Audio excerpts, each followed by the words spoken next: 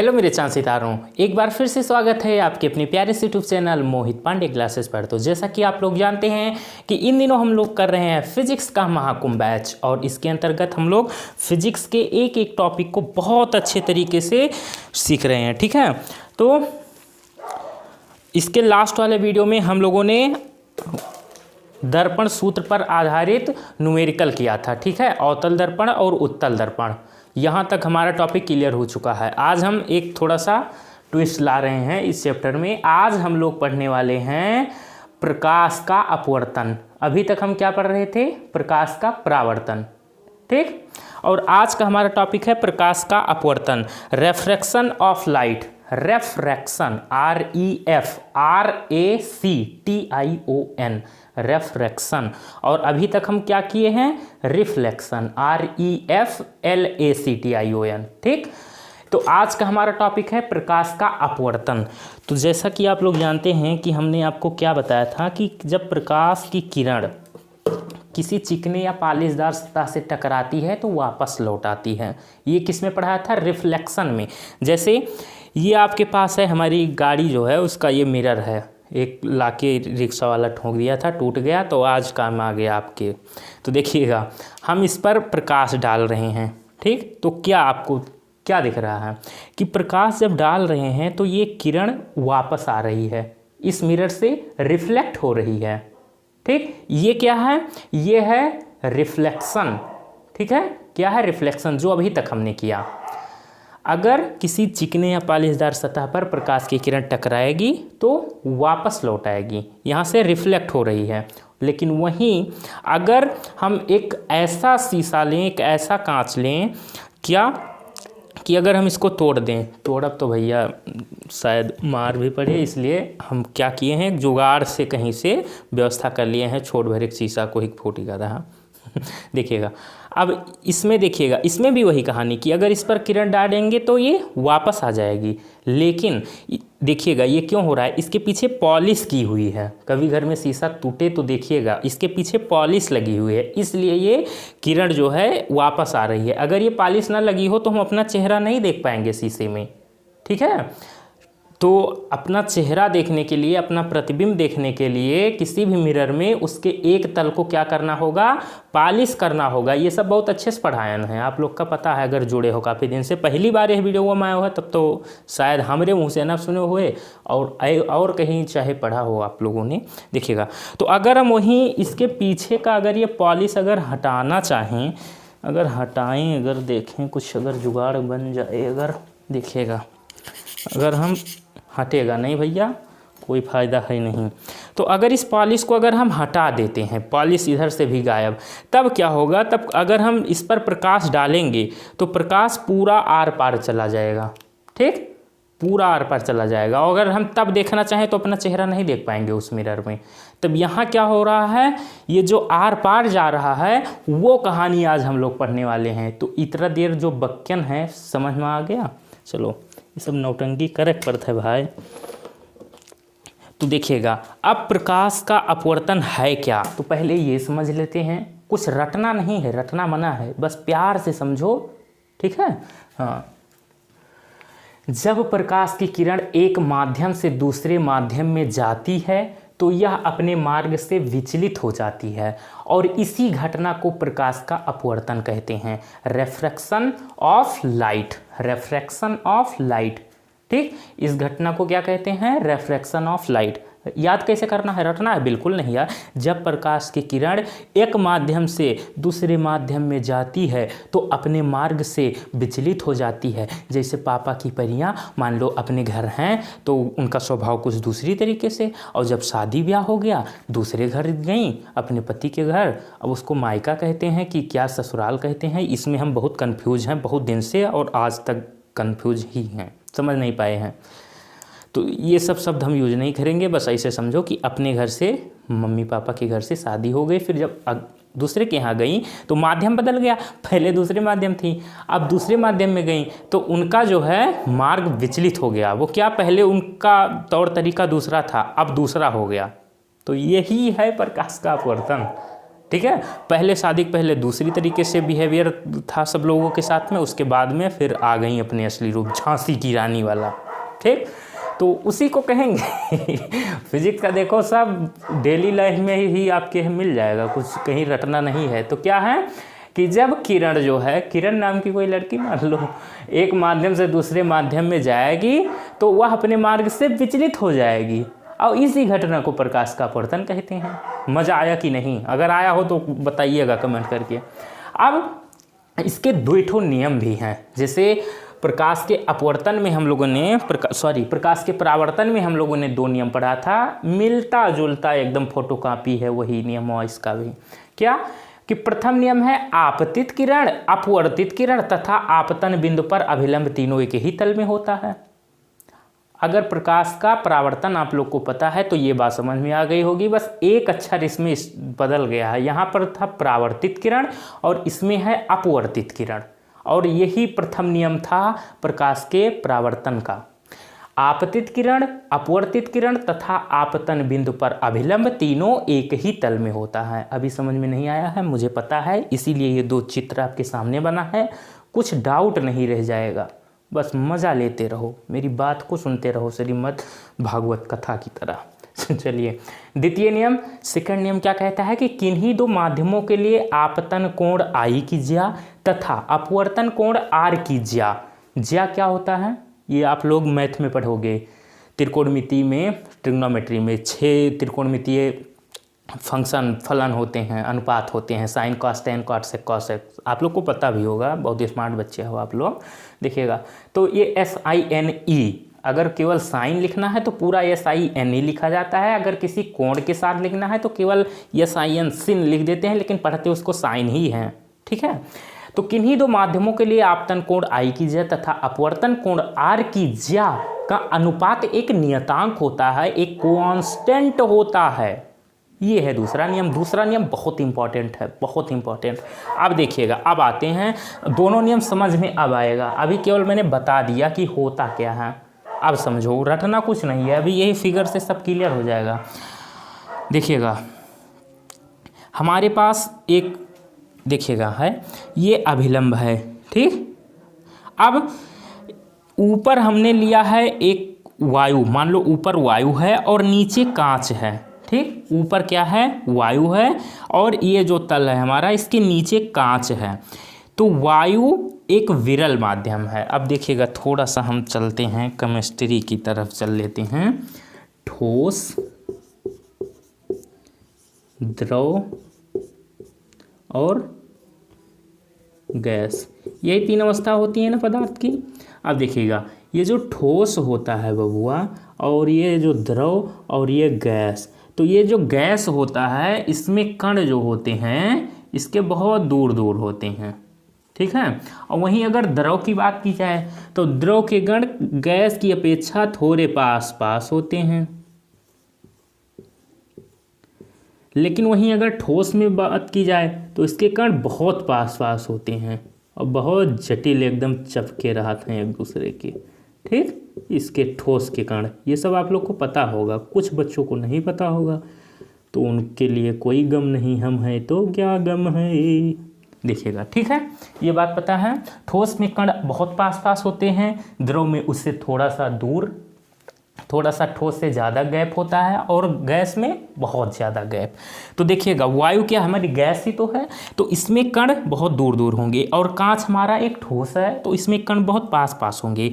अब ऐसे सोचो, खुद दिमाग लगाकर सोचो कि अगर वायु है, अगर मान लो भीड़ बहुत कम है, विरल माध्यम, इसको क्या कहेंगे, विरल, रेयरर, ठीक है। अगर वायु है तो इसको विरल माध्यम कहेंगे, और दूसरा कांच, इसको सघन माध्यम कहेंगे। विरल को इंग्लिश में कहते हैं रेयरर, और सघन को कहते हैं डेंसर। रेयरर मीडियम और डेंसर मीडियम, आप लोग को पता होगा। अब चलिए वायु, तो इसका माध्यम कौन सा है, विरल माध्यम, मतलब भीड़, ऐसे समझो कि कम भीड़ भाड़ है, यहाँ पे लोग बहुत दूर दूर खड़े हैं, तो उसमें अगर हम प्रकाश डालें, या ऐसे समझो कि अगर भीड़ कम है उसमें से हम निकलना चाहें तो बहुत आसानी से निकल जाएंगे, जल्दी जल्दी निकल जाएंगे, लेकिन वहीं अगर सघन माध्यम की बात की जाए, मतलब भीड़ भाड़ वाली बात की जाए, क्षेत्र में खूब भीड़ लगा है, महाकुंभ चल रहा है वो इलाहाबाद प्रयागराज वाला, तो वहाँ पर अगर हम निकलना चाहें तो यहाँ से लेकर अगर मान लो 50 मीटर जाना है तो शायद 1-2 घंटा लग जाएगा जाने में। तो वही काम यहाँ भी है कि अगर विरल माध्यम है तो वायु उसमें विरल माध्यम में, देखो तेज किस में चलेगी, विरल माध्यम में, और सघन माध्यम में धीमी चलेगी। ठीक है, तो ऐसे समझिएगा, ये जो पॉइंट बताया हूँ अभी इसका काम लगेगा। अभी पूछूंगा उसी से एक क्वेश्चन, खट से बताओगे आप, देखिएगा एक एक शब्द जो कह रहा हूँ उसके पीछे एक लॉजिक है, अभी शायद आपको ना पता चले लेकिन अभी संतुष्टि हो जाएगी। तो ये अभिलंब होता है हमारा, नॉर्मल कहते हैं इंग्लिश में। अब आपतित किरण जा रही है, तो आपतित किरण हमारी विरल माध्यम से सघन माध्यम में, मतलब यहाँ से अगर प्रकाश जा रही है एक विरल माध्यम से सघन माध्यम में, तो क्या होगा, वो अभिलंब की ओर झुक जाएगी बबुआ। क्या होगा, अभिलंब की ओर झुक जाएगी। अब इसको ध्यान रखना अपनी खोपड़िया में, लोग पूछते हैं डायरेक्ट कि अगर किरण जो है विरल माध्यम से सघन माध्यम में जाती है, विरल माध्यम से सघन माध्यम में जाती है तो क्या होगा, तो वो अभिलंब की ओर झुक जाएगी बाबू।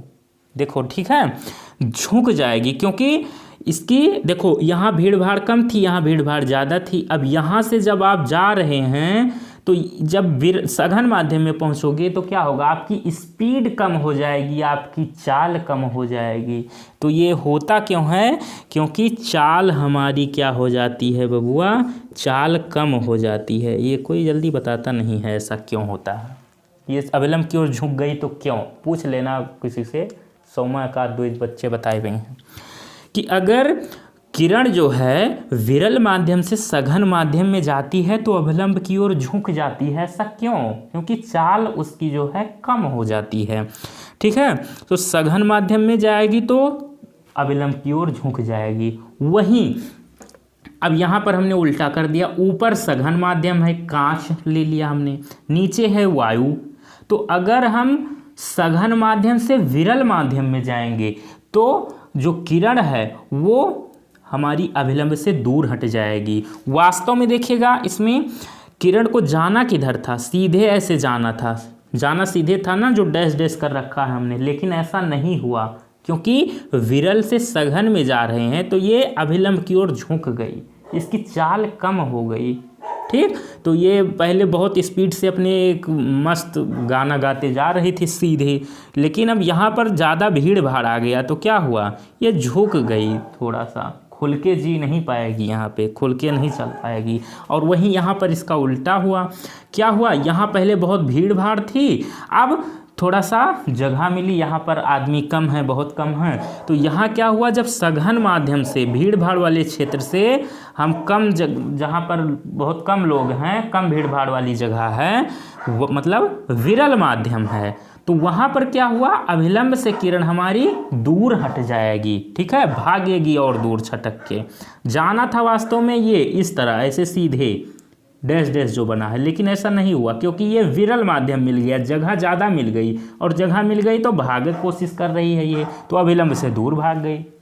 अब बताओ, कभी रटना पड़ेगा या कभी कोई दिक्कत होगी, कभी कन्फ्यूजन आपको नहीं होगा, मुझे पता है कि अगर सघन माध्यम से विरल माध्यम में जाएंगे तो हमारी जो अपवर्तित किरण है वो अभिलंब से दूर हट जाएगी, और अगर हम विरल माध्यम से सघन माध्यम में जाएंगे तो हमारी जो अपवर्तित किरण है वो अभिलंब की ओर झुक जाएगी बबुआ।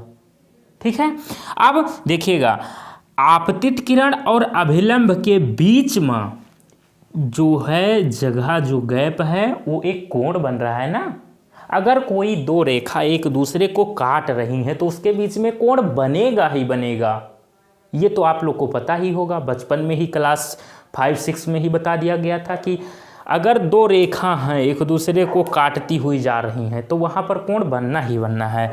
अब ये अभिलंब है और ये आपतित किरण है, तो ये दोनों यहाँ पर कटी हैं कि नहीं, बिल्कुल कटी हैं। तो अभिलंब और आपतित किरण के बीच में बने कोण को आपतन कोण कहते हैं। डायरेक्ट इसकी भी डेफिनेशन आपको पता होनी चाहिए बबुआ। क्यों? क्योंकि आप लोग स्मार्ट स्टूडेंट हैं। कैसे स्टूडेंट? Smart student. तो अब यहाँ से रटना पड़ेगा क्या आपतन कोण क्या है? बिल्कुल नहीं यार, क्या बात करते हो। अभिलंब और आपतित किरण, फिर से सुन लो, अभिलंब और आपतित किरण के बीच बने कोण को आपतन कोण कहते हैं। क्या कहा? अभिलंब और आपतित किरण के बीच बने कोण को आपतन कोण कहते हैं। अभिलंब और आपतित किरण के बीच बने कोण को आपतन कोण कहते हैं। इंग्लिश में क्या कहते हैं? इंग्लिश में कहते हैं एंगल ऑफ इंसिडेंस। इसीलिए इंसिडेंस का आई उठा लिया हमने और आपतन कोण को हम लोग आई से लिखते हैं। इसीलिए आई से लिखते हैं क्योंकि इंग्लिश में इसको इंसिडेंस कहते हैं और आपतित किरण को इंसिडेंस रे कहते हैं इंग्लिश में। कुछ बच्चे को दिक्कत हो रही होगी हिंदी में, तो उनके लिए है कि आपतित किरण को इंसिडेंस रे कहते हैं और आपतन कोण को इंग्लिश में एंगल ऑफ इंसिडेंस। ठीक, अब देखो ये तो समझ में आ गया कि आप अभिलंब और आपतित किरण के बीच बने कोण को आपतन कोण कहते हैं। अब आगे देखो, एक है हमारा अपवर्तन कोण। अब प्रकाश के परावर्तन में क्या पढ़ा था हमने? परावर्तन कोण।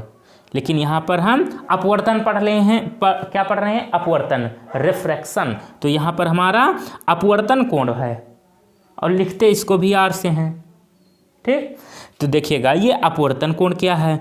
तो ये अभिलंब और अपवर्तित किरण, अभिलंब और अपवर्तित किरण के बीच बने कोण को अपवर्तन कोण कहते हैं। बस क्या करना है, यहाँ पर आपतित किरण थी और यहाँ पर अपवर्तित किरण है, बस। तो आप अपवर्तित किरण और आपतन कोण, अपवर्तित किरण और अपवर्तन कोण के बीच बने कोण को क्या बोल गया, अपवर्तित किरण और अभिलंब, अपवर्तित किरण और अभिलंब के बीच बने कोण को अपवर्तन कोण कहते हैं। इसको आर से लिखते हैं। ठीक, और इसको इंग्लिश में कहते हैं एंगल ऑफ रेफ्रैक्शन। ठीक, एंगल ऑफ रेफ्रैक्शन। अब देखिएगा, तो ये सब समझ में आ गई, पूरा कहानी समझ में आ गई। पूरा एक बार फिर से समझ लो। ये है हमारा अभिलंब, ठीक, ये है हमारा विरल माध्यम। यहाँ पर हमने वायु लिया। देखो बार बार इसलिए कह रहा हूँ क्योंकि दोबारा जीवन में न पढ़ना पड़े। आज पढ़ लो, जीवन में दोबारा ये टॉपिक घूम के देखना ना पड़े। कुछ बच्चे बोर हो रहे होंगे लेकिन उनको नहीं पता है, वो पछताएंगे जीवन में। देखिएगा, ये हमारा विरल माध्यम, कौन सा? रेयरर, कौन सा? रेयरर मीडियम, वायु लिया हमने। ये हमारा सघन माध्यम है। अब सघन और विरल मैंने बहुत अच्छे से समझाया है, ठोस और गैस के लेकर। अब देखिए, जब हम विरल माध्यम से सघन माध्यम में जाएंगे, जब विरल माध्यम से सघन माध्यम में किरण जाएगी तो अभिलंब की ओर झुक जाएगी। क्यों? चाल कम हो जाएगी बाबू। विरल माध्यम में कण क्या होता, विरल माध्यम क्या होता है? जिसमें मान लो भीड़ भाड़ कम है, और जब सघन में जाएंगे भीड़ भाड़ ज़्यादा हो जाएगी तो चाल हमारी कम हो जाएगी ना। ठीक, समझ रहे हो? तो वो झुक जाएगी अभिलंब की ओर। और वहीं यहाँ पर उल्टा है, ऊपर हमने कांच लिया सघन माध्यम, नीचे विरल माध्यम वायु लिया।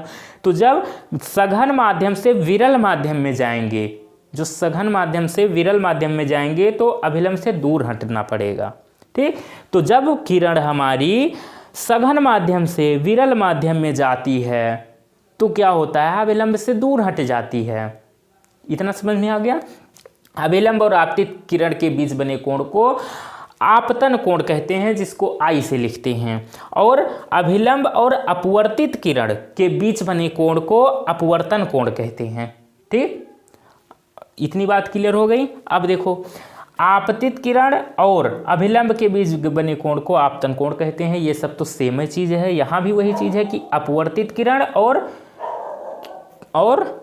अभिलंब के बीच बने कोण को आप क्या कहते हैं? अपवर्तन कोण कहते हैं। इसको आर से लिखते हैं। ये बात ठीक है। अब देखिएगा, एक बात आपसे एक क्वेश्चन पूछूंगा, दिमाग लगाओगे तो खट से आंसर दोगे और बिल्कुल 100% सही आंसर दोगे। ये आप लोग हमें यहाँ पर बताइए, कहाँ पे लिख दें? यहाँ पर लिख दें, यहाँ पर बिल्कुल लिख सकते हैं सर। आप सर कुछ भी लिख सकते हैं। कोण आई है, ये हमारा कोण आर है, और यहाँ लिख दे रहे हैं कोण आई है, और ये हमारा कोण आर है। अब इस वाले केस में बताइए कि कोण आई बड़ा होगा कि कोण आर बड़ा होगा। तो देखिएगा इसमें थोड़ा सा दिमाग लगाइए कि ये हमारा है क्या, आपतित किरण, और ये है अभिलंब। तो आप अभिलंब और आपतित किरण देखिएगा, जो ये हमारी आपतित किरण है आ रही है, अगर ये सीधे चली जाती, जो डैश वाली लाइन है सीधे चली जाती, तब क्या होता, कोण तब तो बराबर रहता, लेकिन ये अभिलंब की ओर झुक गई है। तो आप ध्यान से अगर देखो, नज़र डालो, तो क्या कोण आँखों से ही दिख रहा है कि आर कोण कम है आई से, ठीक है। तो यहाँ पर कोण आई जो है वो कोण आर से छोटा है। और वहीं अगर इसकी बात की जाए तो यहाँ पर अगर ध्यान दीजिए तो कोण आई, आपतन कोण देखिए, अभिलंब से आपतित किरण के बीच में जो बन रहा है कोण, आपतन कोण, देखिएगा आपतित किरण ऐसे सीधे आ रही है, अगर डैश वाले से सीधे चली जाती तब तो दोनों बराबर हो जाते, लेकिन ये अभिलंब से दूर भाग रही है। अब देखिएगा अभिलंब और आपतित किरण के बीच में ज़्यादा जगह आपको यहाँ दिख रही है कि नीचे दिख रही है? सर नीचे दिख रही है। तो इसका मतलब कोण आर बड़ा है। यहाँ पर कौन सा बड़ा है कोण? यहाँ पर उल्टा हो गया है यार, यहाँ पर हमारा कोण आई बड़ा होगा, कोण आई बड़ा होगा, कोण आर छोटा होगा। और यहाँ पर कोण आर बड़ा होगा, कोण आई छोटा होगा। क्षमा चाहूँगा, यहाँ पर थोड़ा सा दिमाग अलग चला गया था खाना खाने। देखिएगा अब यहाँ पर कोण आई हमारा छोटा है, कोण आर बड़ा है, ठीक। इतनी बात समझ में आ गई? दे ले गई ना। अब एक क्वेश्चन आपसे और पूछेंगे, हमारा आदत है यार पूछे वाली, तो करी कहाँ। देखो अब एक बात मुझे ये बताइए कि अगर यहाँ से ऐसे किरण जा रही है, ये है हमारा जल, ठीक, और यहाँ नीचे भी है जल, ठीक। तो अब मुझे बताइए, और ये क्या है हमारा अभिलंब, जिसको नॉर्मल n से लिखते हैं। अगर आपतित किरण हमारी जल से जल में जा रही है तो बताइए अभिलंब की ओर झुकेगी या अभिलंब से दूर भागेगी? दो चीज़ मैंने बताया कि क्या होता है कि जब विरल से सघन में जाती है तो अभिलंब की ओर झुक जाती है, और जब सघन से विरल में जाती है तो अभिलंब से दूर हट जाती है। तो आपसे क्वेश्चन ये है कि अगर हमारा एक माध्यम जल है, दूसरा माध्यम भी जल है, दोनों माध्यम जल ही हैं, तब क्या होगा कि जो आपतित किरण है वो जाएगी तो क्या होगा, अभिलंब की ओर झुकेगी या दूर हटेगी? तो बताइए, खट से जवाब दीजिए। बाबू ये जैसे है वैसे सीधे चली जाएगी, न झुकेगी न दूर हटेगी, ठीक। तो यहाँ से आपको क्या पता चलता है कि माध्यम अगर समान है, क्या कहा मैंने, समान माध्यम में प्रकाश की किरण अपने मार्ग से विचलित नहीं होती, ठीक। समान माध्यम में प्रकाश की किरण अपने मार्ग से विचलित नहीं होती, माध्यम दोनों का समान है, ठीक। तो जैसे यहाँ जा रही थी सीधे सरल रेखा में, वैसे यहाँ दूसरे माध्यम में भी सीधे चली जाएगी, ना झुकेगी ना दूर हटेगी। क्यों? क्योंकि माध्यम समान है, यहाँ भी जल यहाँ भी जल। दे ले गए ना, स्मार्ट बच्चे हो, काफ़ी बच्चों ने सही जवाब दिया होगा। अब देखिएगा, अब तो ये समझ में आ गया नियम कि आपतित किरण अपवर्तित किरण, ये है हमारा आपतित किरण और ये है अपवर्तित किरण, तथा आपतन बिंदु, ये है आपतन बिंदु जहाँ पर ये सब होकर जा रही हैं। अब ये तीनों एक ही तल में हैं, ये कई तल में होते हैं, ये नियम है, ये सब तो रटा होगा बहुत पहले से आपको। आपतित किरण, अपवर्तित किरण तथा आपतन बिंदु पर अभिलंब, आपतन बिंदु पर अभिलंब, आपतन बिंदु पर अभिलंब, ये तीनों एक ही तल में होते हैं बबुआ। अब दूसरा नियम यह है कि किन्हीं दो माध्यमों के लिए आपतन कोण आई कीजिए, किन्हीं दो माध्यम के लिए। ये देखिएगा, यहाँ पर एक माध्यम, ये दूसरा माध्यम, यहाँ पर ये हमारा वायु है, यहाँ पर कांच है, ये विरल माध्यम सघन माध्यम, ठीक। किन्हीं दो माध्यमों के लिए आपतन कोण आई, आपतन कोण आई इसकी ज्या, ये साइन आई हमने लिख दिया, तथा अपवर्तन कोण, ये नीचे वाला, अभिलंब और अपवर्तित किरण के बीच बने कोण को अपवर्तन कोण कहते हैं। तथा अपवर्तन कोण आर की ज्या, आर की ज्या का अनुपात, अनुपात का मतलब क्या, एक में दूसरे का भाग दे दो, जो आए वही अनुपात। तो आपतन कोण की ज्या का अनुपात, आपतन कोण आई की ज्या और अपवर्तन कोण आर की ज्या, इन दोनों का जो अनुपात होता है वो एक नियतांक होता है। इसके जैसे नाम से ही आपको पता है, नियत अंक, एक नियत अंक मिलेगा, एक नियत संख्या होगी। ठीक है, तो साइन आई बटे साइन आर इक्वल टू नियतांक, ये है हमारा प्रकाश के अपवर्तन का दूसरा नियम, साइन आई बटे साइन आर इक्वल टू नियतांक। ठीक है, ये इसका अनुपात आगे हम पढ़ाएंगे, आगे 1-2 लेक्चर के बाद में, कि ये इसके अनुपात को हम ये नियतांक कहते हैं, ये अपवर्तनांक कहलाता है। अब अपवर्तनांक क्या है इसके अंदर आज नहीं घुसेंगे, नहीं तो बहुत टाइम लग जाएगा।